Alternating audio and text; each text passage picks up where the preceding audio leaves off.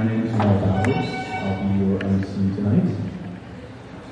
And I am currently a rising sophomore at Wayne State University studying fine arts. And I've always loved art because I believe it is the best communication method for understanding people's deepest emotions. That's because art gives us more freedom than language conventionally does, and it's much more high-fiction. I became involved with the SUDDs Coalition in my junior year of high school when I was looking at how to make a positive impact on my community, and now here we are. And so, to get things started, without further ado, allow me to welcome Cassandra Ashford, who is a graduating senior this year and is interested in prevention work because it aims to help people who are struggling with their mental health and substance misuse by educating our entire community. Cassandra also believes in prevention helps to keep adolescents in today's world educated and safe from harmful substances. It provides an opportunity for individuals to get connected to the resources and information they need when seeking assistance with these matters, and it helps those who are struggling and have yet to seek. So without further ado, go with my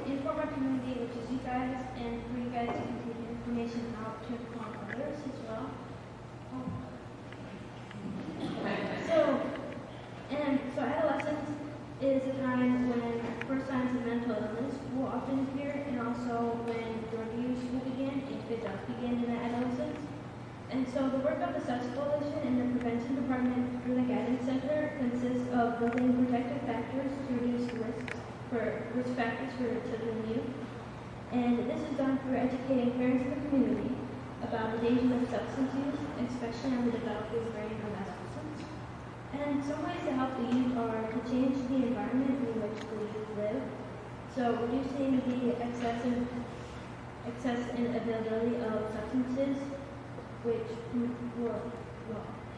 promoting mental health and teaching self-care and coping strategies to help children and youth dealing with life stressors.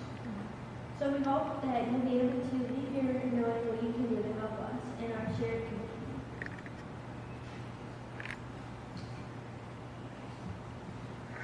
So the problem. What happens in the world? So 40.3% of high school youth felt sad and hopeless most days for 2 or more weeks in a row and stopped their usual activities. 19% seriously considered suicide, 16.7% currently use alcohol, and 12% ever took prescription drugs without a doctor's prescription or differently than the doctor's prescription. And then shortage of mental health providers and increase in drug deaths by 11%, and 19.9% of youth antidepressant episodes have occurred, and 14% of usage of vape devices, 10.3% use of marijuana, and 8.7% substance use disorder. So here's just some youth data, and the SUDDs Coalition uses My5 to find out what our youth needs, and this data that you see here is from 2022 ed test. So you're probably wondering what My5 is.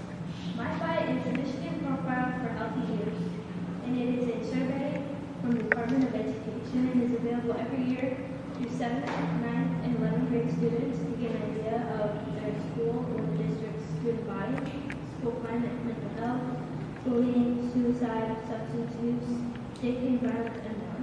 And it is anonymous for the students, and data is used to write for grants and determine what students' needs are and what programs would be beneficial for them. And this information is important for prevention and to get what we need to know to then educate them. And then youth are able to answer these questions again anonymously, and the data helps us understand them.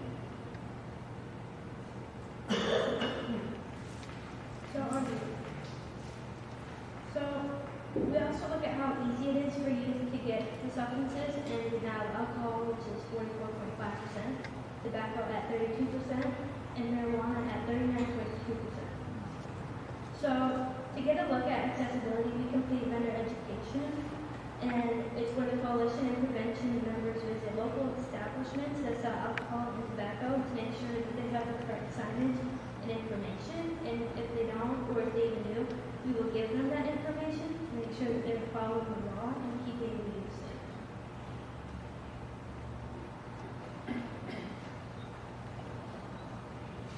So my plan in the schools. So over 74% of middle school students and 55.2% of high school students have seen a parent get pushed, hit, or punched one or more times in the past 12 months.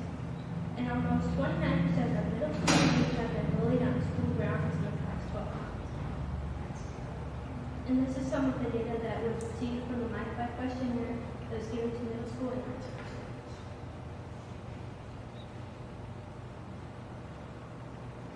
So our data, which we also found through MyFi. So current e-cigarettes used in our downriver schools averages about 14%, and there's 88.2% of all drug overdose deaths are caused by opioids. Average age of first-time alcohol use is 13.1 years old, and for marijuana it is at 11.4 years. There's 10% of high school youth and 23.5% of middle school youth who drink alcohol who received it from someone else. And of those under 21 using vape devices, 25% is bought in the store with demonstration. And this shows how the importance of vendor education, because if they're educated, then they won't be giving out those substances to minors, essentially, to the youth. So the goals of our meeting today is to bring information to the table to you guys, to discuss the information presented, to answer the questions that you have, and to find out what you can do to help the community. Thank you. Thank you.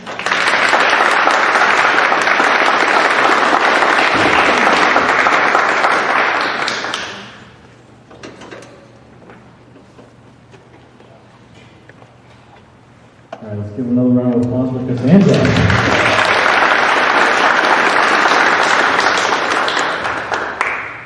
All right, so just give me a second here. Look at my notes. Okay, so with those goals of this meeting in mind, let's take a minute to be asking our panelists today some questions. But if you have any questions, you can think about them and we will address them at the end. If you would like, you can use the index cards at your table to write down your questions and give to one of the staff volunteers, or you can just save it until the end. And so to introduce our panelists here, first we have Chief Jeff Watson. He has been a lifelong resident of Brownstown here. He has served his entire public service career in Brownstown, starting as a volunteer reserve police officer in 1987. In 1991, after completing his basic training at Wayne County Regional Police Academy, he was hired as a full-time patrol officer. In 2001, as the country was reeling from the September 11th attacks, he was promoted to patrol sergeant, where he served until his promotion to lieutenant in 2016. He was promoted to deputy chief in 2017 and was appointed chief of police on August 1st, 2020. Chief Watson has had many roles in the agency, including field training officer, firearms training coordinator, defensive tactics instructor, honor guard commander, and is serving as the chair of the Shared Information Network Consortium. So yes, certainly a lot of accolades. And it continues. He served, let's see here, he has a bachelor's degree in criminal justice administration from Colorado State University, is a 2002 graduate of Eastern Michigan University's School of Police Staff and Command, and graduated in 2020 from the 279th session of the SPI National Academy in Quantico, Virginia. Chief Watson is a member of the International Association of Chiefs of Police.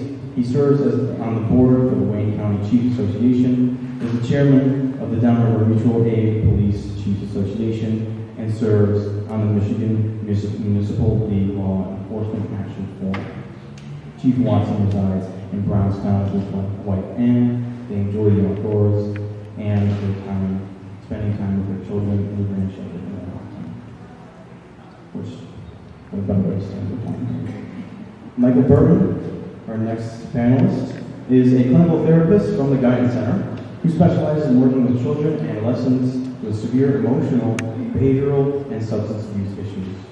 Michael completed his undergraduate and graduate studies in psychology and clinical social work at Eastern Michigan University.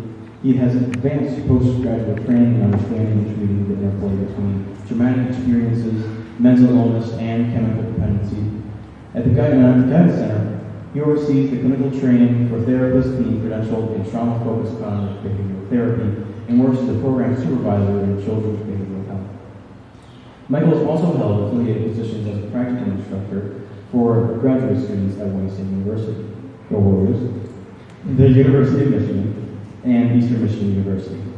Michael is actively involved in and advocating for community-based therapeutic interventions and programs that help youth actualize their potential in their downriver communities and larger Wayne County area. Next is Claire, who is a senior at Brookhaven High School. She is a former employee at the Guidance Center, where she works as a youth advocate in the community to help prevent underage substance abuse. She partnered with local schools to implement mental health programs for students.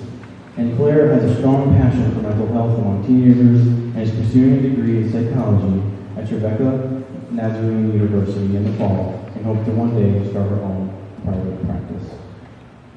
April Cardinal is a 16-year-old high school student at Allen Park High School. She has dealt with mental health issues and has worked hard to overcome them and find balance and success.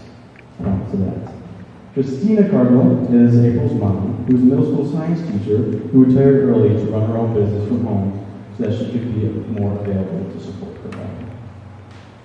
And second to last, Betsy Kanagawa is a licensed professional counselor who currently works as a school counselor in the Bayview Brownstown School District.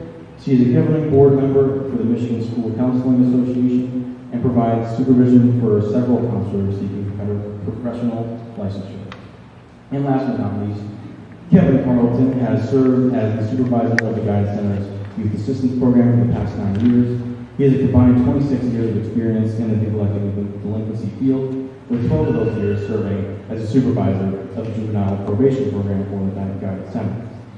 During this time, he helped create and supervise a day treatment program that provided an education component, life skills, culinary arts, recreation and volunteer opportunities to youth that were on long-term suspension or unable to enroll in school due to their offense. Born and raised in Allen Park, he has called Toledo, Ohio home for the past decade. He possesses a bachelor's degree in criminal justice from Siena Heights University, where he played for his school's baseball team. In his spare time, he renovates homes in the Northwest End. So, if I can find the first of the questions, I want to ask our panelists, from your unique perspective, as they all are very unique, what are you seeing with regards to youth substance use and mental health? What's the problem? What are the challenges for this population? And how has it changed from pre-COVID to post-COVID? You can already start that. Thank you. I think what I'm seeing in the field is both encouraging and challenging at the same time. So, when I came into the chief's position in 2020, we were dealing with COVID, and it seemed like all the problems and issues that were going on at that given time, there were challenges across law enforcement in every community. After COVID, things settled down, and I checked our data today and checked across all of our Delaware communities. We have a shared consortium for our case management systems, and I was encouraged to report that both substance abuse, overdoses, and mental health complaints seem to have peaked around 2021 and 2022 and are on a slight decline. And what's encouraging to me and trending since COVID has been the tremendous increase in resources that law enforcement did not have pre-COVID. We were often thrown into areas that weren't really our purview. Unfortunately, when there's a problem, the only place that you can go anywhere in the world and contact the person that's there to try to help you solve the problem is to call 911 and get your police officers out to the scene to help. And we did the best that we could with the limited training that we had in the areas of substance abuse and mental health, but pre-COVID, we were crime fighters, basically. What I'm seeing trending is a change in our philosophy, a change in the amount of resources. We have partnered with the Guidance Center to join their mental health rapid response program, which allows us to have access to mental health professionals in the field without even bringing a person into a facility. And I understand there's some encouraging programs coming down that will give us more resources in the area of mental health. We see mental health as a co-problem along with substance abuse. They run hand in hand. So we still have some challenges. One of the things that I'm concerned about since the efforts have been to fight the opioid addiction, we're focused on a lot of our medical related issues where we had bad pharmacies and bad doctors that were working to get our prescription medications out to the public. Not that we clamp down on that. What concerns me is the increase in seizures that we're seeing in parts of the country with counterfeit pills. The drug cartels will always try to find a way to peddle the poison to our communities. So I think it's incumbent on us to get in front of that and talk to our youth about, now that prescription opioids aren't as available out there, other types of drugs that they might think are coming from a pharmacy, like Adderall, to take a test on the weekend when you've been cramming to study. That Adderall pill, if it didn't come from a medical source, could very well be a counterfeit pill, and the bad guys are putting fentanyl in every type of medication that you can imagine, and you're doing a really good job of counterfeiting. So I see that as a challenge, but I'm encouraged by the amount of resources that we have available to us now, and the changing philosophy that we're seeing across the country. Yeah, that's great. We're glad to have the police force up there. Michael, do you want me to repeat the question for you? No, I remember. Okay, cool. Perfect, yeah. So, I have been in the field in domestic capacities for the past 15 years, and I can say with certainty that we've seen an uptick in the amount of referrals for mental health and substance use treatment for adolescents and kids. Now, on one hand, you can see that as a positive, right, because there's less of a stigma surrounding mental health. But on the other hand, I can say that youth are really struggling to navigate the world. So the antidote to mental illness and addiction is connection. And youth are feeling in a lot of ways disconnected. And we see that with indicators of increased rates of anxiety and depression. I saw that statistic, 1 in 5 teenagers over 12 12-month period had serious thoughts about ending their life, that's alarming to me. Screens have replaced real-life interaction. COVID created conditions in which youth were more and more isolated and deprived of real-life experiences that you usually afforded. And life experiences are centered on growth and maturity. So now we're seeing these maturity gaps where previous generations compared to this current generation is a little bit delayed, and they're having a hard time navigating and preparing themselves for adulthood. So if we look at the culmination of all these different variables, it's not surprising that some of you might be drawn to substances as a way to cope, to regulate, to self-medicate, and to maybe possibly escape their current reality. I think with the legalization and normalization of cannabis, we've seen an uptick in cannabis use and nicotine use, but both in the forms of vaping devices. And I find vaping devices to be alarming because they're highly concentrated in the cartridges, but then there's also the level of accessibility and discreetness.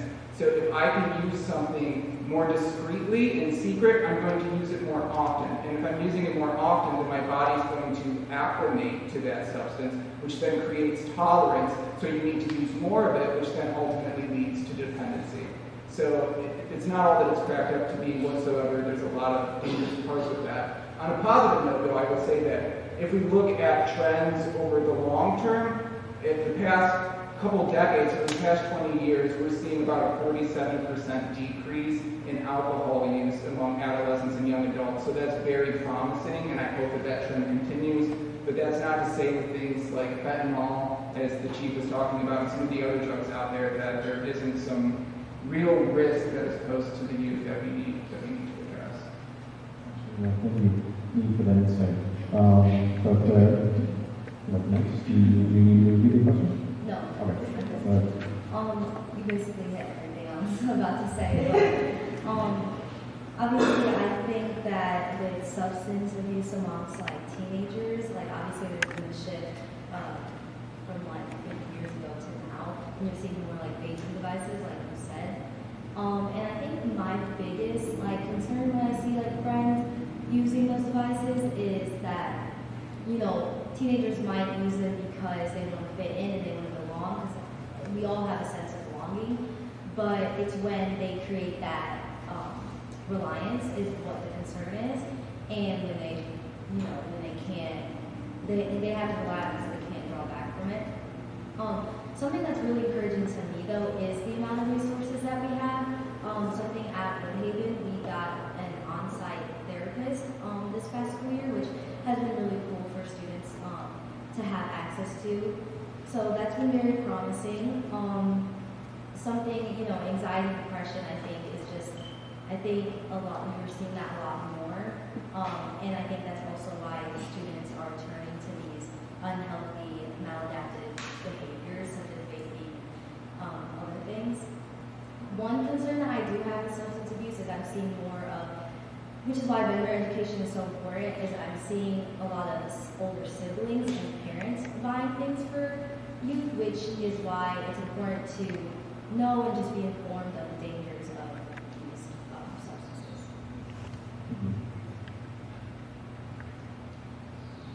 Hi. I just wanted to give everyone a few points that I feel are important for you to know to better understand my perspective in this. Number one, hi. My name's April. I'm 16. I'm a student at Allen Park High School. I use she, her pronouns, and I'm neurodivergent. From 2020 to 2022, I've run 7 mental hospital stays, 8-day programs, and spent time at a residential facility for what felt like forever. Now, that's not why I'm here, speaking with you today. In fact, the person who asked me to come and talk to you didn't even know these things about me. I was invited to speak because of how passionately I feel that teenage mental health is of the utmost importance. So that's what I'm going to be focusing on right now.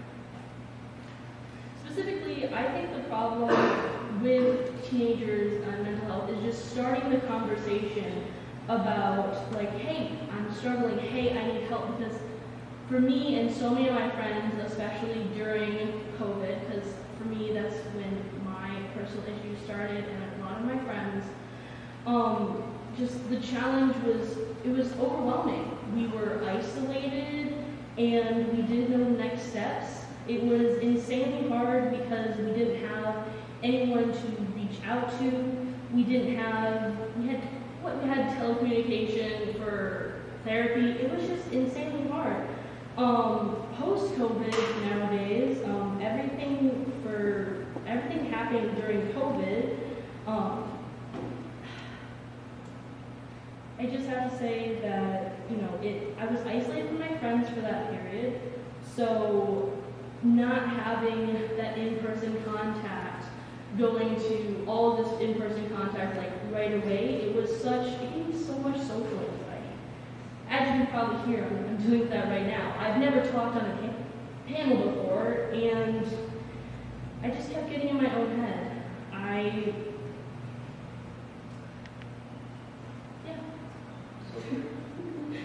Doing great. I'm doing great. I'm trying. Yeah. So I'm April's mom, and that's why I'm on the panel. And specifically, we're here to talk regarding mental health issues. And as April mentioned, all of this pretty much started during COVID for us. So I know part of the question was like pre and post. I think COVID made everything worse. The big problem that I think I'm seeing and I experienced was listening as a parent. Like, we hear our kids, but like listening, like really getting in their head, stopping, not like you think you hear what they're saying or, oh, well, they're just having a bad day. I think that was one of the really big problems that like I struggled with too, and communicating too, because the world was crazy. I think a lot of the challenges for parents are, I know I've heard a lot of great things that are happening, and I'm so happy to hear about those, but in isolation for us, we struggled so much with what do you do? What services are available? What services are available for minors? What's covered by your insurance? How long is that wait list?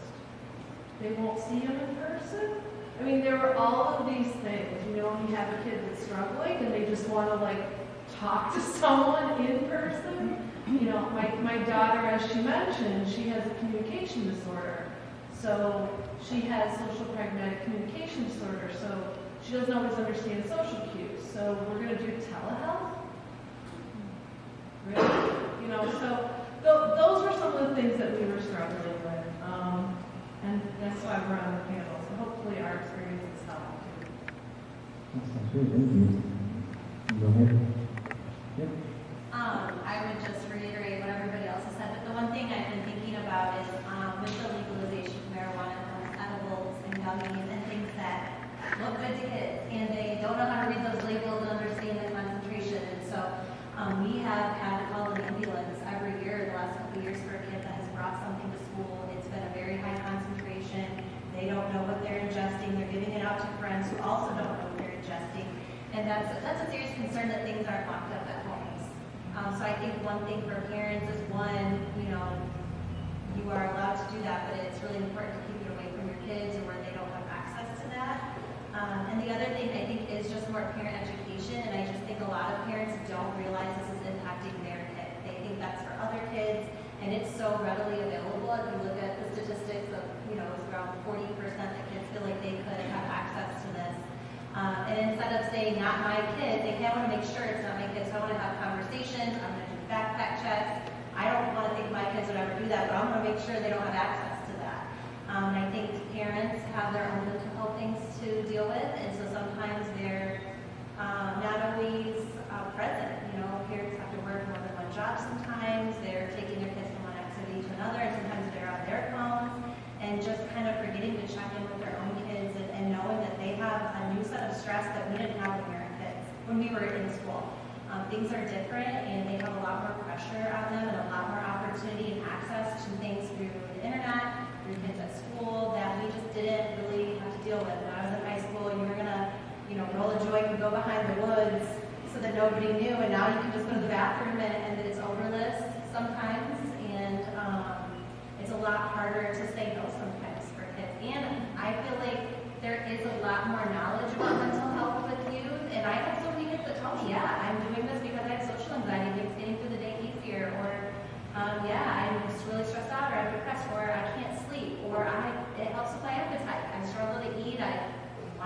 weight, they will tell you very honestly that that's what's going on. And I think, we just have to have those conversations and listen to what our kids are saying and then take the next step. What do I do about it? I think exactly what you said. We have to listen and, seek out those resources because they're available. There's more funding than ever for schools, for all their agencies. So the resources are there, the funding is there, but we have to know that there's a power. That's great, yeah. Definitely seeking out these resources. I won't say ditto, whatever it's something as well. In regards to one of the questions was pre-pandemic to now, what we see from the assistance program. When we take referrals from police departments, parents, social workers, courts, what we see the year prior to the pandemic, during the pandemic, regarding substance use, we received 4 referrals for substance use. In 22, 23, I think we received 23, and this year 30 alone. We're not through fiscal year yet. And 22 of those have been from school resource officers and principals. And actually, this kind of got school is one of our main sources of referrals. But I know from that standpoint, though, too, the partnership that we have with them is they are doing a lot of great work in regards to interventions. The prevention program being based out of that school as well. So they understand the need and have seen it firsthand. I think the other thing that we have seen is when we're talking about the struggle with coping skills and social anxiety, what is correlated with the amount of substance use referrals is the amount of school threats that we've got as far as referrals go. The year of the pandemic, we only received 1. This year, we're only 10. And again, we're just finishing the school year. But those are coming through the courts. And again, it's not that we necessarily get those in real time. So at some point, we will ultimately see more and more coming through. And how we deal with that, I think our focus has shifted clearly since the pandemic. We discuss in our sessions with the kids. It's not necessarily every kid that comes in gets the same service, the same topics. It's not like we go, this is your topic every single week. It is very tailored to come in, what do they identify as a need, what does the information say, assessments, everything like that. So when people are not talking, I think it was hitting home in regards to we focus a lot on grounding techniques, we do a lot with social anxiety. Like people was talking about, I've been on panels before, but it's never gotten easier for me. I don't say I'm necessarily black out, but you always forget some of the things that you want to say when you think about it after. So it's just like, okay, what do you do to ground yourself? What do you do to be present in the moment like that so you're not necessarily forgetting anything?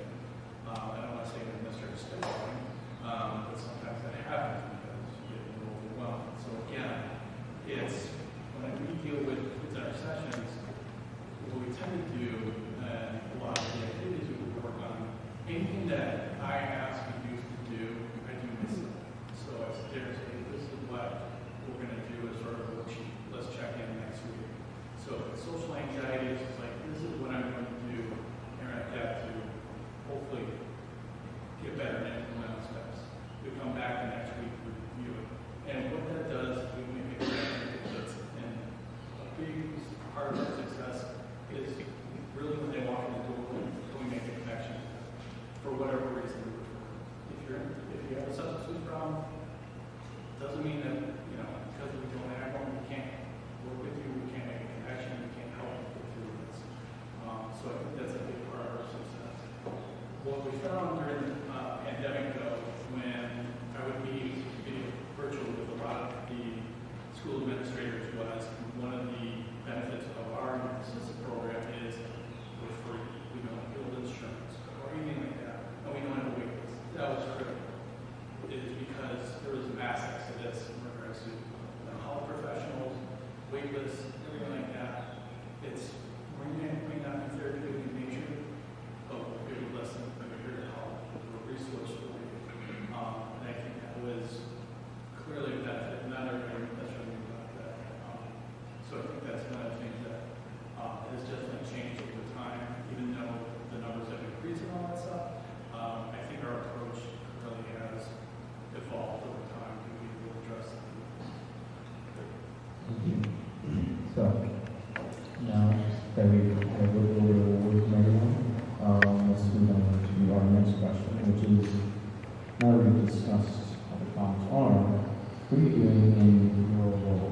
to address that? What research do you have that are working? How are you sharing these resources with others? And just what's going on in general? Go ahead. Did everyone use their microphone? Struggling hearing. Oh. Can you hear me all right? Okay. So what are we doing in our world? I think that, with the challenges that we've seen, with the improvements that we've seen is, we can't let off the gas, right? We can't as a community, we can't as law enforcement. I'll talk about what we've done so far, and I remember pre-COVID, there were actually discussions going on in communities about whether Naloxone was a good or bad thing for the opioid epidemic, whether drug take-back was a good or bad thing. That seemed always like common sense to me. So to start with, we immediately implemented a drug take-back program. We have a box in our station. We participate with the DEA drug take-back program twice a year. All of our officers are equipped and sent out into the field with Naloxone. So we've removed that stigma. I think one thing about the opioid epidemic that we all learn from is that addiction affects all communities and all people, every family. And I would challenge anybody to look around their own families and tell me that somebody hasn't been affected by the opioid addiction. So we can't let off our gas or put off the gas on things that we're doing like that. It has to be a two-fronted attack, I think. We need to continue in law enforcement and work with, I see one of our directors in the corner over there, groups like Dollar Mutual Aid and our state and federal partners. We need to continue to fight the influx of fentanyl and these counterfeit drugs from where they're coming from, and those that would want to profit from this illegal illicit drug trade. But at the same time, we can't ignore the other side of that, the addiction problem. And if there's no demand, we don't have a supply. Right? So if we can continue to treat addiction like the medical problem that it really is, and get people the help there, I think we can really make some inroads. But what we need to do moving forward, we will have a program, simple things like our minor alcohol stings, tobacco stings throughout our communities, making sure that those, someone mentioned, gas stations and small shops that have, they're selling tobacco and vape products to our kids, making sure that they're playing by the rules and not selling to the minors.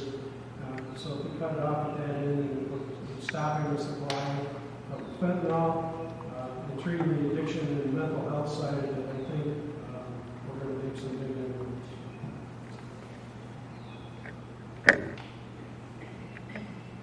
So one thing that I love about my program is when you think of traditional therapy, going into an office and meeting with the therapist and processing things. So I oversee a home-based program. So our therapists actually go out into the homes and we work with high-risk youth.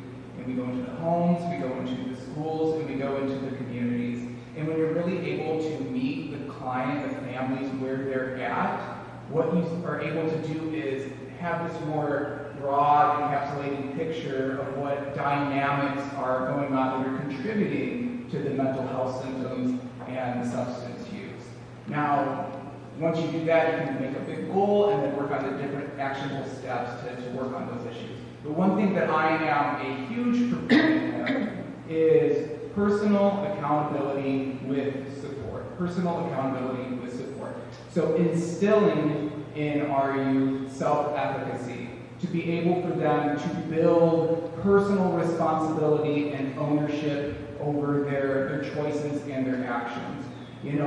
If they're prepared to do that, they're going to prepare for life. So we have to prepare the child for the road and not the road for the child. And unfortunately, oftentimes we see that second situation happening, but that's not based in reality.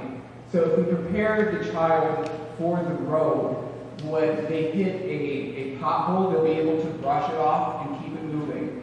If life's road brings about upcoming delays, they'll be patient. They'll be able to be adaptable, flexible, find a new course of action to take. You know, at some point in life, life's roads can bring about an accident, and you're going to come to a screeching halt. But the kid who's been prepared for that road will be able to pick up those pieces and keep it moving. Sometimes you might get pulled over. I'll let the chief handle that. But personal accountability is important, and that applies not to just the child, but the family as well. Parents, caregivers, you have no idea the power and influence that you have to make a positive impact on your child by modeling positive behaviors. We all as adults have stuff that we need to work on, so then when we start working on those things and taking actionable steps, it's modeled to the child when they see that. That's where the magic happens. You know, I can say that the best outcomes and results that we see in our program is when things don't happen in silos. When the child is working on it, but then also the parent is working on their own things too. They're taking personal accountability too. When the whole system is taking steps towards betterment, that is where we see real results. So I think that's what really works within our program. That's that more than experience. It's definitely true. Okay. It's so funny. I literally wrote model behavior on this. Anyways, something that I think is very helpful is modeling behavior and just demonstrating healthy coping skills. That's something I really try to do with my friends and my peers at school. You know, when I'm stressed, like, let me go to the gym, let me take a walk, let me read a book, something like that, because it's very important to show others that, you know, there are other ways that you can deal with your stress other than unhealthy behaviors. Also, I'm a very big advocate for therapy. I think that that's just something that has been a very big light in my life, in that a lot of people want to feel seen, people want to feel heard, and I think that therapy provides the space for that to happen. And then also communication is very important. No matter who it is, no matter what relationship, the dynamic, communication is key for anything. And that's something that like my parents and I have worked on in the past couple years, and it's just been so helpful for, you know, me to be able to communicate and for them to receive and that to be reciprocated as well. In the schools, I think something that I've seen that has worked very well is student involvement. If you want to address like the substance abuse issue, if you want to address mental health, like I think getting students involved is really important, because students are going to be more open to hearing other students and being like, oh, like, okay, like they think this is cool, so I'm going to do it, you know, rather than just a bunch of adults being like, don't do this, you know, so, yeah. While you're already thinking about those, Okay. Hi everyone again. So I think it's really important for kids to have something to keep themselves busy. For me personally, like that's been getting ready for college, getting ready for a driving test I have coming up, getting ready for a job I'm going to be starting. Things like that just really, really help and influence, I don't know, my day. I've been looking forward to things. Previously, when I was, I guess you could say, down in the dumps or not really feeling myself, I didn't think I would have a future, and that's, I guess, a little morbid, a little, I don't know how, but I wasn't planning on the future, and I didn't have anything to look forward to. So having something to keep myself busy, to look forward to, it really helped me brighten up. Personally, my school, I go to Allen Park, and I know many other high schools in the area are starting to really like prioritize mental health. It's Mental Health Awareness Month, if you guys didn't know, I'm sure you do. Gotta love the counselors and educators in here. But because of that, we've got a lot of resources. We have pamphlets in our counseling office. I'm so excited that not only are our counselors in our school starting to prioritize it, but I've seen a lot of student help with, like, I'm the student counselor, I've seen a lot of student counselors stepping it up. I've seen my friends just kind of giving more encouragement. One of our art teachers makes little semicolon, like, I don't know, ceramic, like little tiles to hand out just during the month to make sure that everybody in the school knows that they are being thought of and their mental health matters. So I love it. I'm loving fun.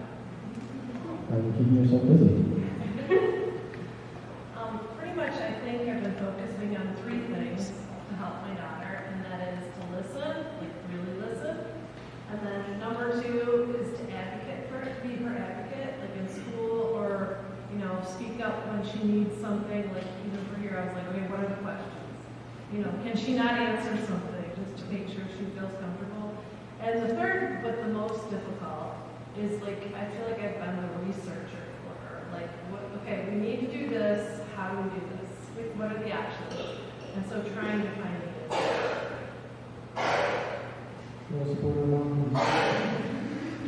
So at my school, we have quite a bit that we try to do focus on mental health. The school counseling program includes regular classroom lessons for all students. So we do lessons on the signs of depression, coping with anxiety. We have every Wednesday, our homeroom is focused on Wellness Wednesday. So it might have to do with, you know, coping strategies, self-care.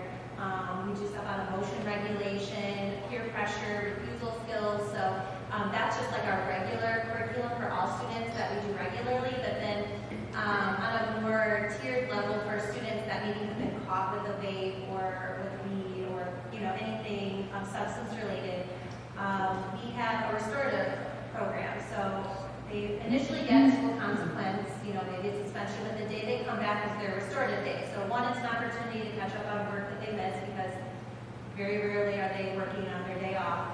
But when they come back, they have to meet with a counselor, and we have a set of questions we ask every student. You know, what happened? What did you get in trouble for? What were some emotions you were having when you did that?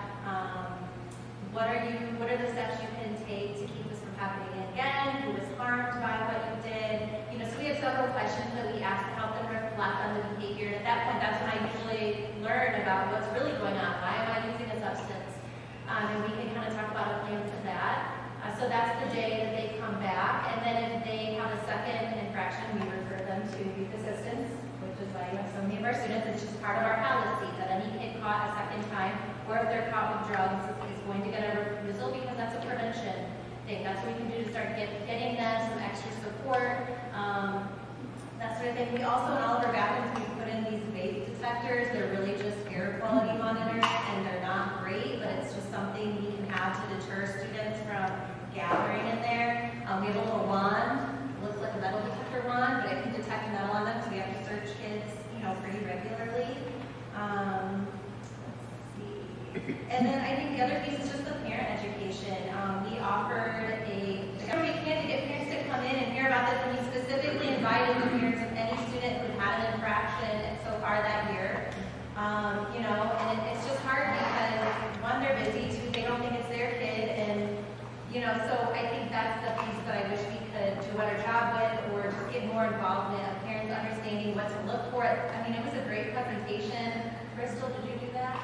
Yeah. Bristol did that. It was great. It was good information. We offered childcare. We showed Moana in another room and had popcorn. You know, we were trying to do whatever we could to get parents to come in and to make it convenient. I feel like it's so helpful. We wanted to record it and then require parents to watch this to get their kid a day off of their suspension early. You know, you can come a half day earlier if you came in, if you watched this and answered any questions, but you know, that's hard. And then the other thing is the restorative day. They spend the day in like our fancy word for in school suspension, reflection room or something, but there's an education piece in there as well. We have a curriculum we use where they have to do something related to whatever they got suspended for, some education piece. You know, so we're trying to put in some pieces, but I think really the underlying mental health issues are probably the biggest barrier to them stopping their substance use. And I think also some of them like how they do it, you know, or they like the social piece, the acceptance of their peers. You know, they'll tell me, well, one thing I can do is not go to the bathroom with my friends because they know what's going on in there, but that's where my friends are and I want to be with them. So, you know, I think those are some things we're doing. Sounds great. Thank you. I think a big piece of what we're doing is more about reaching out to the community and letting them know that this program exists, the resources are available. So typically, periodically throughout the year, I'll look to see the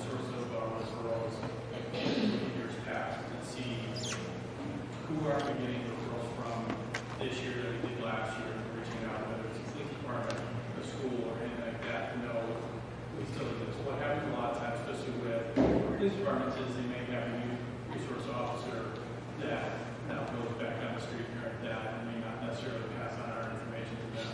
So it's just reaching out to police departments a lot of times and saying, this program exists. So while you're in the school, you're seeing this behavior like that. They don't have to actually have to get in charge. They don't have to file a complaint. You can reach out to us and be preventative from that standpoint. And the benefit of that is, one, you can address the behavior right away, as opposed to you're going to send a complaint down to the court, and it may take 3 to 6 months to get a docket, and then it may not result in any type of consequence. Again, and we'll get the case 6 months to a year later, and where that youth going to be during that period of time being treated. So that's part of what we always do every single quarter of the year, is reach out to other departments and social workers. The other thing too is we're requiring, not waiting in regards to giving kids multiple opportunities to fail numerous drug screening before we require them to do some type of therapy services, or some type of mental therapy. Statistics over the years when we've done screenings, the average hasn't been that significant. On average, this COVID year, we were seeing 38 positives for marijuana, 2 for alcohol. The following year was 38 positives, 1 for cocaine, 1 for actually 3 for cocaine. This year, it's actually gone down so far to 25 positives for marijuana, 1 for cocaine. The cocaine and fentanyl obviously is extremely concerning, especially when we see that we treat it definitely once different. And what we find a lot of times the panel that talk about is when we interview the youth, it's taking something that I didn't know, wasn't mine, or I don't know what's in it. So that's a huge educational standpoint when you point out to kids. We talk a lot about what we tend to see is what is the background of a lot of the kids that are coming in, what are they involved with, what are they not involved with.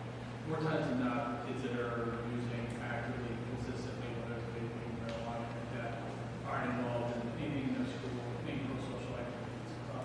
So they lack a connection to not only fellow students, but just the community in general. So it's not necessarily something that we manage that they do, but we work with them a lot of times if they're not, because they're not involved, because they lack the social skills. And that is obviously increased since the pandemic. So that's a focus a lot of time in our sessions, is working more and more on that, so we become more comfortable with having dialogues with anybody and everybody, not only with the family, but just anybody in general. Can I say 2 things I forgot? Yeah.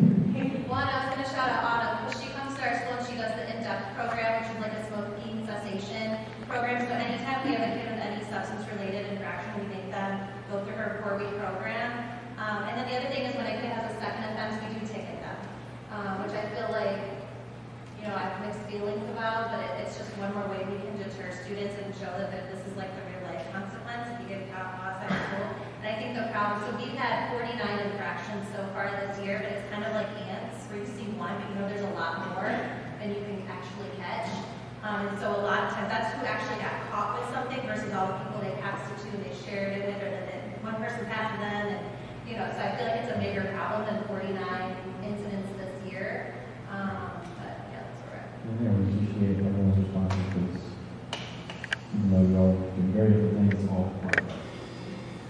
And so, that said, let's move on to our third and final question. What still needs to be done? Going forward, where are the gaps? Where are the needs? Is it more funding, legislation, etc.? What do you think? Yes. I think what I mentioned earlier, that I was encouraged by the increases in resources that I've seen. It's still not enough. Every one of these professionals up here, we're trying to make a dent, but especially from COVID put us so far behind, part of here to the left mentions working with the youth in the home, and think about how far behind some of those kids are going to be further down the road. So before we see them in the criminal justice system, let's get that straightened out. So I'm concerned that a lot of this funding and the resources that we see are tied to maybe COVID funding. We need to figure out a way to keep this going and to keep pouring resources into the problem. Law enforcement is always here to try to solve problems, but we can't do it on our own.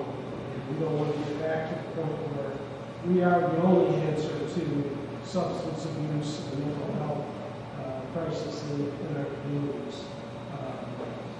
We want to get back to solving crimes and stopping those kids on the road and stuff. But we need to, we're making great strides, but there's never going to be enough. So we need to make sure that as a community, as a country, and as a state, that we continue to look for ways to pour resources into this problem, working together, I think, we'll get ourselves in a better place.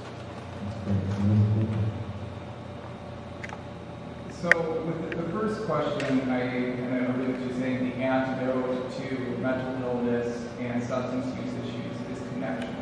So where we need to go from here is forming more connections among youth, among themselves, so that peer affiliation. We need to have more connections with families and peers, and we need more community connections, or outlets in the community in which those connections can occur. So if we look at the first one, peer affiliations, I think that screens and social media in many ways has deprived our youth of opportunities to develop really good communication in social space. And the reason why I say that is because of a concept called interbrain synchronicity. And if you haven't heard of it, it's a really amazing concept. When we're having these live engagements, when we're having conversations in real life with one another, what happens is our neurological and biological processes, so our brains, they start to mimic one another. They start to sync together. They mirror one another. And why that's so important is because they find that interbrain synchronicity is the foundation of human attachment. Attachment equates to connection. And unfortunately, social media and screens doesn't have that live reciprocity, so interbrain synchronicity isn't occurring. So you could have an adolescent that has 1,000 Instagram followers but feels utterly depressed and alone. Whereas you could have another youth that has a few good friends that they're seeing and they're connecting with in real life, and they have a sense of well-being. So forming more of those connections individually among the peers. I think Claire had mentioned more connections with the family. So parents need to be communicating with their youth consistently from the time, always, but from the time of middle school all the way to early adulthood. Just spending time to create space to have intentional conversations and develop relationships. And the important thing for that is because, one, if things start going to go awry, you'll be able to notice those discrepancies, things that are changing with your youth. And number two is that at the end of the day, the teenager might scoff at you because you're trying to talk and engage with them. But at the end of the day, if things start really going bad for that kid, they know, hey, mom's got my back. Hey, I know dad's got my back. Grandma, grandpa, they have my back. And that is so important. And then thirdly, outlets within the community. So if we're able to provide more funding and build more groups in places where youth can commune with one another, if we're keeping the kids busy, doing things that they're deriving enrichment, if they're deriving joy and collaboration and meaning to their lives, that looks pretty good, and the reality is pretty awesome, and they're not going to want to use substances because things are going good for them. If you put a rat in a cage by itself and provide it with unlimited amounts of cocaine or heroin, that rat will use that substance until they die. But if you put a bunch of rats together in a big cage and give them stuff to do, give them toys, give them enrichment things for them to do, and also have that cocaine and heroin in there, not only will they not use that substance, but they will reject it altogether. So connection individually within families and communities, I think that's the key when we need to continue with that kind of thing. Despite our stalking from our teenagers, need you guys. Yeah, no, that's great. I actually just read something about like mirror neurons and how when we're in person and we're communicating face to face, it elicits empathy with us, and we can understand each other better than we can when we're texting or Snapchatting or whatever it is. Anyways, that wasn't what I was gonna say. I didn't think of it. Anyways, a few things that I think I'm really passionate about sleep with adolescents. I think that sleep is so important in just growth, development, everything, and I think that schools should have better start times. But I'm not a legislator, so I can't make that happen. But yeah, I think that's something that needs to be done. Also, I think it's very important for, especially adolescents, to just have someone they can go to, have that safe space that they can just be themselves because they know that they're cared for and that someone sees them, you know. And then also something I'm very passionate about that I would like to see more, and maybe it's just based off of my experience, but I think that high schools need more support in some tier 1 level of intervention. Like, I think that how can we catch the kids who we don't think could be struggling, you know what I'm saying? How can we prevent them from falling through the cracks? That's something that I think still needs to be worked on, even though I think that we do have a lot more resources and a lot more funding, and there is progress being made, but there's still more. Thank you. I think once kids get to that point where they're in a crisis, where they need to go to a mental hospital or somewhere to stabilize them, it is insanely hard to find beds, and it is insanely hard to get proper financial aid. Along with that, I think kids get tied to a cycle once they go to a mental hospital. They become occasionally what is a repeat offender. That just so happened to be my case. And I think the outlet of, oh, I don't know what else to do, I'm either going to tell somebody and I'm going to go back to a mental hospital, residential stay, etc., or I just don't want to be on this earth anymore. They seem like the only two choices, it's like black and white. So I think we simply just need to find another outlet or service for children who are experiencing these difficulties. And again, financial aid and bed shortages. As a repeat offender myself, basically how it works is you're going to go to the ER, and then from there they will find you a bed at one of the few, very few, might I add, mental hospitals for children in Michigan. This process of staying at the ER can take upwards of a week, and I think my shortest ever stay was maybe 30 hours, waiting while I'm in crisis to get myself a bed to spend 3 days or more in a mental hospital. Sometimes those 3 days that you spend in the mental hospital are less than what you did waiting to get in there. So it's insane. It's insane. I definitely need more outlets. Appreciate that. I think April demonstrated, the need for resources. I don't think people realize that at higher levels, when you really need inpatient care, there are not, in my opinion, but really, we've seen it over and over again, like the beds available for minors. It's just not there.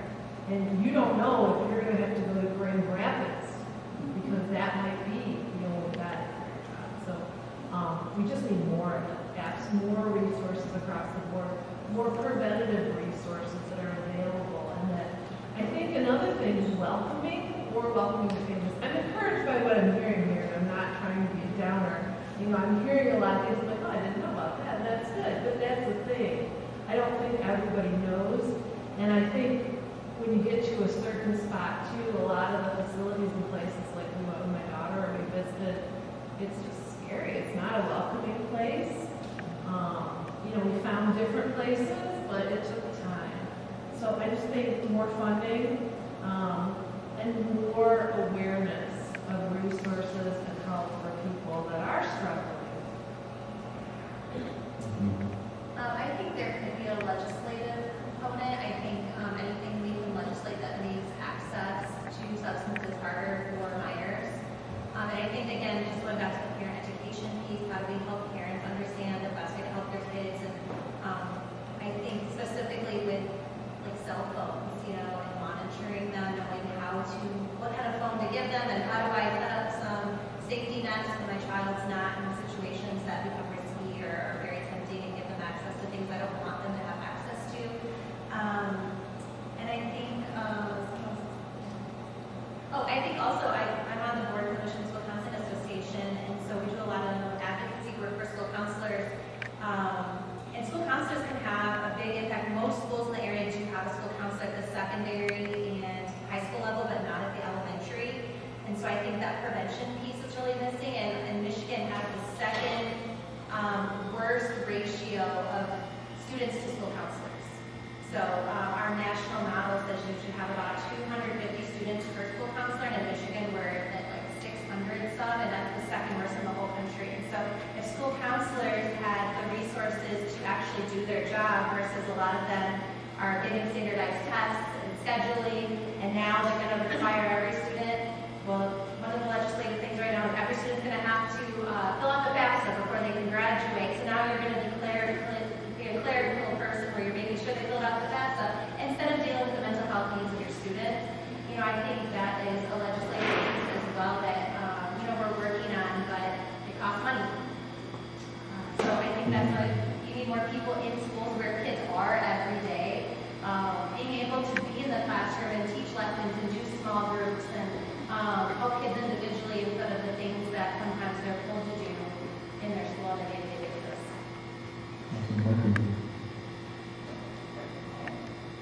I think part of the challenge is when we talk to a lot of parents that are considering wanting to see what resources are out there, see if we is eligible for our program, and we can discuss it, and how it might be a good fit with them.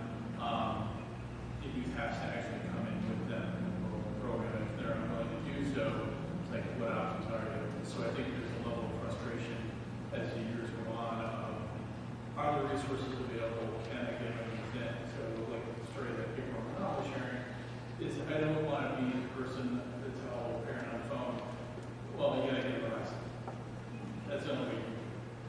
So you call the cops, get them arrested, and you call them, and they're not going to get because they're technically not doing anything that warrants an offense. So I think that's a level of frustration where parents then don't seek out resources. So I think that's a big part of what plays a role in this. I think from a program standpoint, with what the pandemic did, and I think we're just being really cautious after that time was, when can we talk about level of attachment to the community, to just kids in general. Every year, especially during holidays in the summer, I would take kids out for service learning projects. So call it community service, call it volunteering, or any type of projects like that. But what it was is, for the most part, the kids enjoyed it very much because it was attaching them to meeting other people that they normally wouldn't. It's having them, be in situations that they're uncomfortable in being in, but it's putting them in frames where they learn something about themselves. They get through it, they work through it, and they're better for it. They see people in the community that they don't normally interact with, and they find something out about themselves. And then having that took that away for a little while. So it was, they weren't engaged in the community anymore. But that's something that we've always prioritized. So such a positive impact on them to do that with them every single year. So I think that's, besides funding, it's just being able to get back out. A lot of times we do activities like that and create that connection so they don't know back.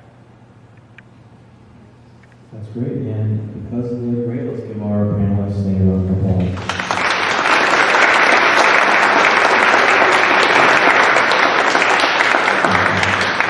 So, what we now want to challenge you all in the audience to do, take part in addressing the issues we've been discussing, is everyone has a role, big or small.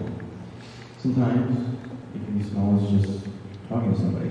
Our question to you is, what are you going to do after thinking about these things today? At your table, you have a green envelope with a question or a challenge inside.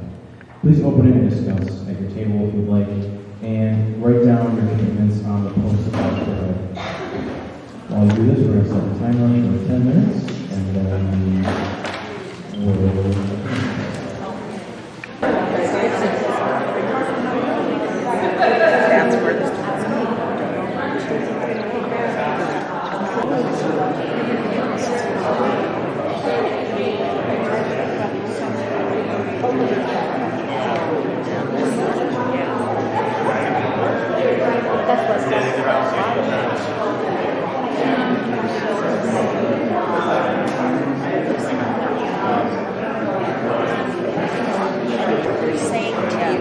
about their situation, even if it's a great situation, to show the emotion that it's wonderful, and so that they will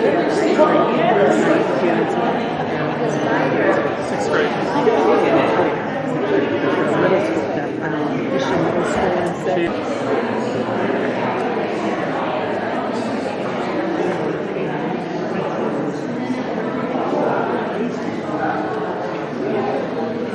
Open up the floor to anyone who has any question for any of our panelists. I've been listening to some of the panelists already. They already have some good questions. Oh, okay, okay. Thank you. In that case, I'm going to ask them first if they want to share anything or any questions they can. And then open the floor again. So, anyone want to share anything that they got? Questions go? Best to keep us consistent, I'll start. Perfect. Past time, and I think the question is specifically how many drunk driving or drunk driving deaths, traffic incidents have we had this year? And for Brownstown specifically, we have only had 2 traffic fatalities, and in those cases, neither of them involved impaired driving, but nationally, I just looked up some quick statistics that the trend is not good for us. We're seeing less alcohol-related driving crashes and fatalities, but more impaired driving from other types of substances. And often the numbers are hard to decipher because sometimes it's a combination of drugs and alcohol in the system. And, when we do our testing in our labs, if there's an alcohol at a certain level, they won't test for the other drugs and medication.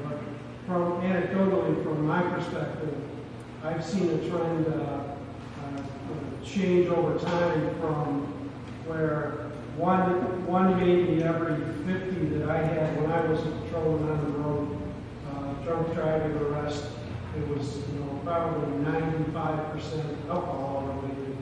And I'm going to say now that we're probably at least 50% have some type of other substance in there. And the challenges that we have because of marijuana, it's a new level, right? Because with alcohol, when that was the main problem, we were able to get scientific evidence and what level of blood alcohol the person had that caused impairment. The science isn't really there yet with substances like marijuana and some of the other substances that maybe don't necessarily stay in the body for a long time. So those are challenging cases for us, but we're hoping that the science catches up. One thing that we've done in Brownstown is they're looking for years for an officer that was willing to become a DRE, what we call a drug recognition expert. And this officer, she's an attorney, so she has taken the bar exam now, and she's also taken a DRE exam, and she said the DRE exam made the bar exam look like a quiz. But what that will allow us to do is, in certain cases where the average officer that's trained in field sobriety tests, or the average officer might miss some clues, this is a complete workup, including it's almost like a medical exam with blood pressure and examining the eyes and the nystagmus in the eyes, and they look for cues. So we're pretty proud of our officers. There's only a couple in the Young River area. I think one in Young Park now and one in Brownstown. But we hope to get her out there as a resource for the community to try to combat that trend towards more impaired driving caused by drugs. And often they're illegal drugs, right? They're things that you get prescribed. You probably shouldn't be driving them. And there are some combinations that I've noticed over time, like a person is taking Xanax and has maybe one beer that multiplies the effects of that alcohol and causes a great deal of impairment. It might not show up on a test like we would normally see. So it is challenging. The trend is changing. And since COVID, we have seen an increase in traffic fatalities. We don't know why yet, other than we didn't enforce a lot during COVID because of all the reasons we shut the rest of the country down. We're working on that. Hopefully we'll reduce those numbers. Gotcha. Are those fatalities the vehicle, are they also going down in terms of, as along with what you saw with the mental health problems post-COVID, as we were saying earlier? Unfortunately, traffic fatalities seem to be on the increase slightly, Gotcha. where our mental health problems tend to decline slightly. So our mental health and substance abuses, they're intertwined with the crashes and the impairment. It's a problem. Gotcha. We thank you guys for this. Anyone else have any panel? Yeah, I wanted to add too, because I heard you talking about, research catching up, and I know that cannabis sometimes gets labeled as like, oh, it's just a harmless drug, but let me tell you some really fascinating research on cannabis use. One, they took 1,000 youth just entering adolescence, and they gave them IQ scores, or IQ testing. And then they followed those youth, 1,000 youth, into adulthood, and then tested them again in another IQ test. Those that started using marijuana and consistently used marijuana into adulthood lost, on average, 8 IQ points. 8. And that's a lot. We need all the brain power that we need. I know I do. So that's fascinating. And another one that I find also fascinating was they did a huge study on MRI SPECT scanning. So they took 30,000 individuals, the biggest study of its kind, and it was through Johns Hopkins, Amy Clinic, Google, and they did brain scans to look at predictors of rapid age of the brain. So brains regressing quicker than what they need to. And they found that the number one predictor was schizophrenia. So if you have schizophrenia, there's a likelihood that your brain's going to age faster than what it needs to. But surprisingly enough, number 2 was frequent marijuana use. That was the number 1 or the number 2 predictor for rapid brain aging sooner than what it needs to. And I find that alarming. So it doesn't go without other alarms. There's a lot of alarms in how it impacts the brain. Anyone else have any questions? Oh, I have some questions. Okay, go ahead. Okay, so this one says, how can we reduce the use of cell phones in school? And I think it's twofold. One, it is a school policy. Every school has a policy on technology use, but I think it's also, working with your parents, because a lot of parents want their kids to have a phone in school. You see school tragedies and threats, and parents want to be able to contact their kids if they need to. And so I think it's twofold in finding something that relieves that stress from parents and making sure that you're communicating with families regularly so they know if something happens that they're going to be able to reach you or they're going to have some information about that. But it is such a huge distraction to kids in school. And if you ask them to leave it on their cell phone, they're leaving class to go to their cell phone to check their phone. And if you think even as adults, if you had to leave your phone in your car to go into work, a lot of us would probably have an issue with that. We might be stressed by that and go out to their car to check if there's anybody contact me. So kids are dealing with that probably at even higher levels because they're using it, as much as we are, if not sometimes even more. And so I think it's just talking to your kids about what the expectation is for that, and again, having some monitors, so you know how much are they using it at school. You can see their usage, and you can put controls on there, so you can monitor what they can have access to. You know, so it's a tough thing because not everyone's going to support one policy. And as kids get older, you know, they do need to have some information at times, you know. So I think that's tough. It's a real challenge in school. We want kids in school, so we don't want to kick them out of school. We don't want to put them in a different room and keep them from their education because of it. But they're not real focused when they're there because they get a notification every several seconds, you know. So I think turning off notifications or limiting what kinds of things they can get a notification for during the day or any time, because every time they're seeing that, you know, that's changing their, if you look at the research on how the cell phones and technology is changing just their brain development, and higher rates of depression and anxiety, needing more serotonin to feel happy because they get such high hits every day, you know, it's very alarming. So I don't have a good answer. I guess ask your school what is the policy, and then if you don't agree with it, make a different policy with your kid and make sure that your kid is protected from that. And then I had another ticket, or did you want me to wait on that, or is there another question? Okay.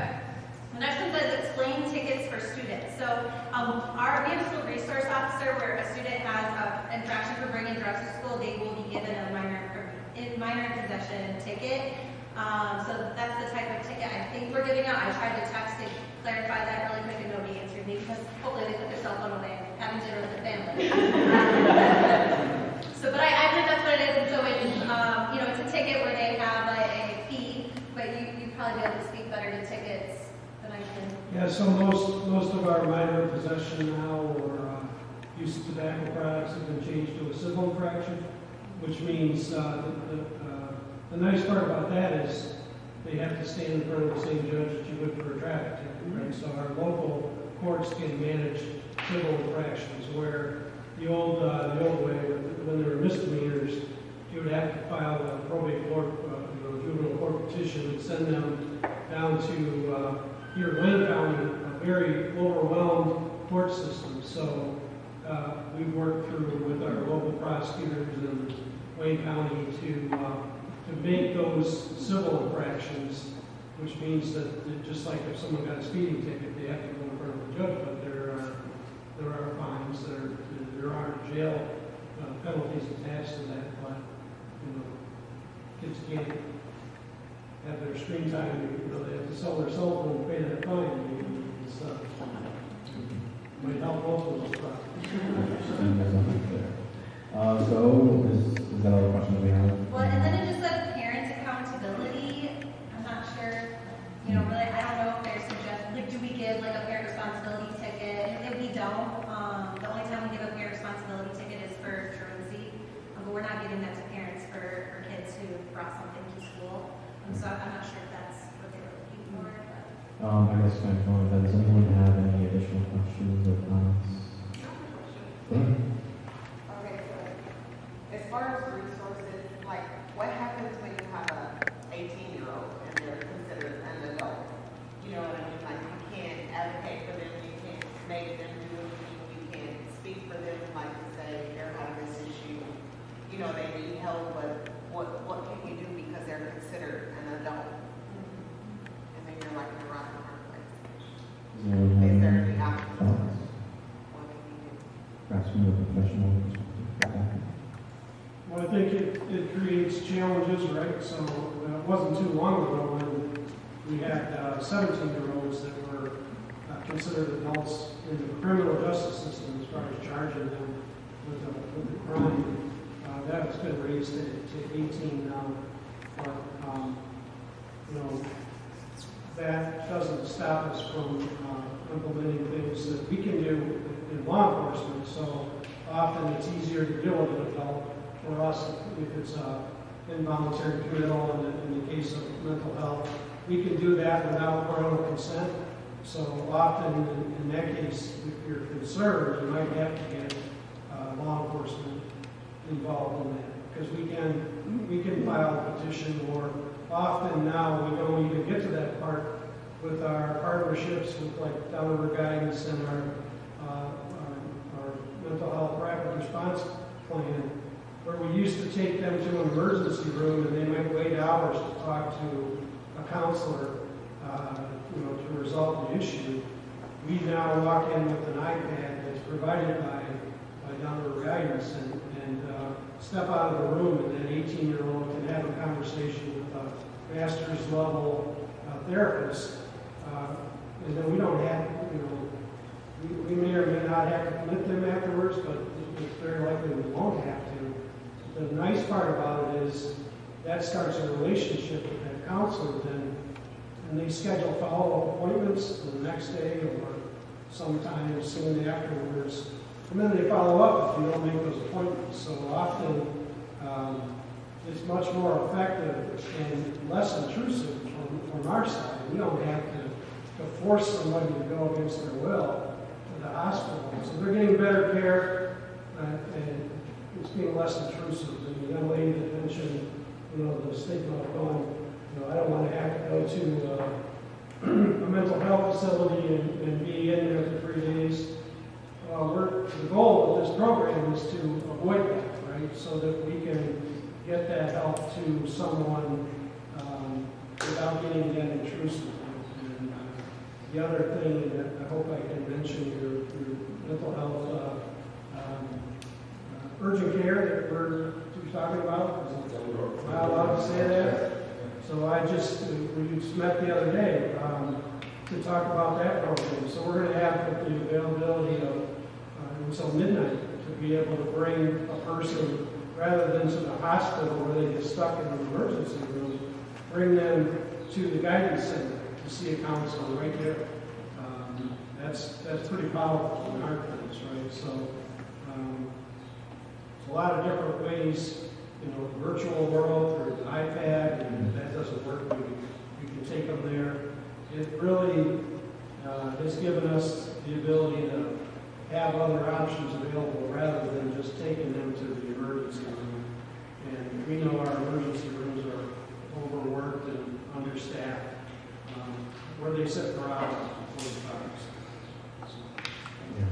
I just wanted to add on to that really quick, because I've actually talked to another telehealth, therapist before, and basically they're going to ask you 2 key questions.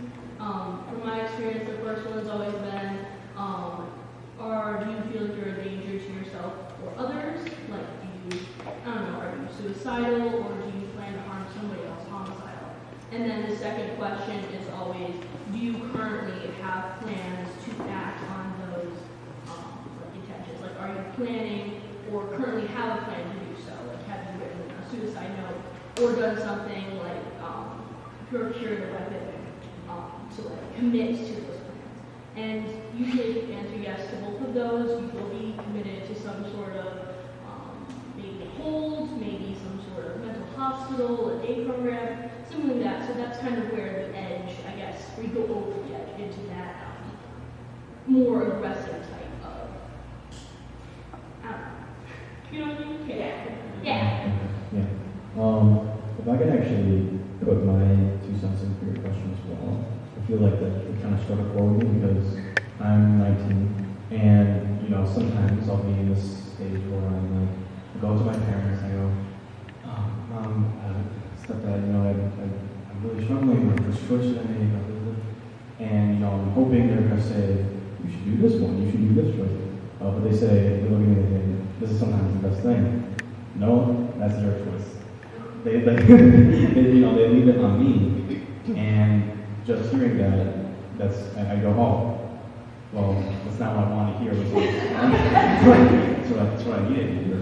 And so I feel just realizing, helping them realize, you're an adult, like you can do what you want, but you're gonna have to take the responsibility to do that. That's what's happening from my parents' perspective. That said, does anyone else have any, or even from the audience, do you have any other? My question, before I say my question, I'd like to say, April, listening to you, there's no doubt in my mind that you are one beautiful person inside and out. I commend you for taking a stand on your life and your mom helping you to get where you are today. Mental health is a tough one, without doubt. My question is, as far as going into the elementary schools, at one point, you would maybe find someone outside the fence waiting to sell, to get maybe this perfect candy for the little girl that's walking by. Is it not as common now as it is having kids inside the school selling it? So you're asking which one more common? Now Yeah, I mean, are you starting to control more of those people that stand outside the gates and wait for them to walk home? We see more, if you're talking about maybe sales of illegal drug, Yes. yeah, so often we see that being sold from one student to another Okay. within the school district. At least in my experience, right, from our schools, and we have 3 districts in Brownstown borders. So I know we work real hard to make sure that doesn't happen. We have K-9 sniffs through our schools. Things always change though, right? So what we learned was, when I had my locker full of things when I was going to high school, they don't use lockers anymore. It's all in their backpacks. So you're always trying to get one step ahead of us. But when we see it in schools, often it's one student selling to another. Yeah, I think that's how a lot of the kids are making their money, is they're just selling cartridges and devices to other students. And I think one of the things that we do, especially kids that are looking for vaping, is asking them, are they requiring it or like that? And a lot of times the methods are, what you're doing is, but they're just asking a complete stranger on Snapchat and meeting up with them, looking for somebody on eBay or Craigslist, getting that if they can't get it in school. So putting themselves at a greater risk with someone they don't even know. And you can buy things online and have them delivered to you, even Uber delivery or whatever some of the delivery services are. If they've got a Visa gift card, they can make an account, set up things, you can have anything delivered now. So even that's happening, and it's pretty accessible. There's rules about it, but people don't always follow. You're supposed to check the ID at the door, and they're just dropping it off. I've heard of quite a few stories, and I actually know some of my friends who had to deal with this before, but there have been a lot of kids who are getting drugs from their parents, wherever either the parents are giving it to them, like willingly or not, and then that's how they're acquiring it to sell or give out to other students. Or more so, I know with the increase in the amount of dispensaries that we see around here, that's how they're taking maybe the traditional drug dealer, but now affiliations maybe with young adults, they can purchase those items at the dispensary, and then they're making their money by then selling it to younger people, whether it be, like an older sibling or just someone that they know that's still kind of within that age range of young adult, that they're legal enough to go into the dispensaries and buy those items. All right, well, that was a very insightful question, as just really eye-opening to all the things that can happen in that regard.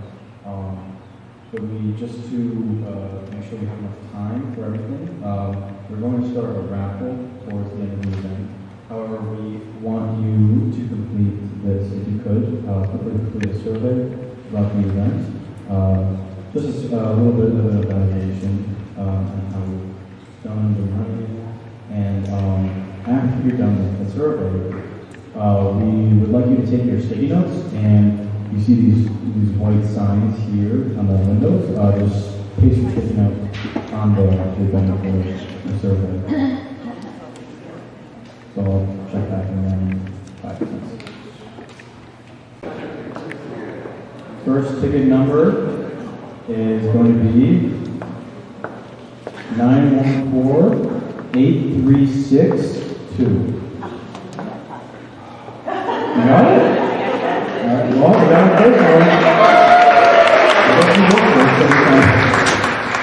All right. Next one here. Let me get a deep one.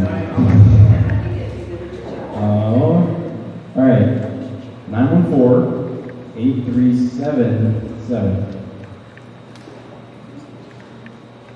Gonna go one more time.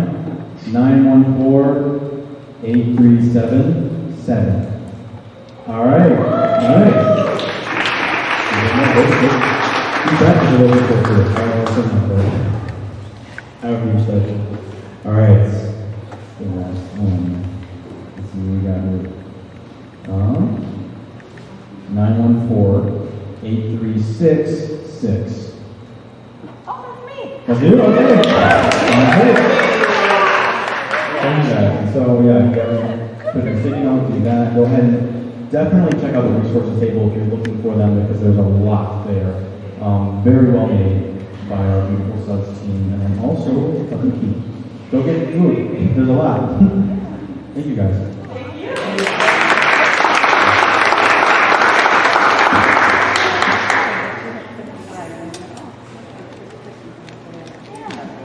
Coming tonight, and I really want to thank Noah for emceeing our event tonight.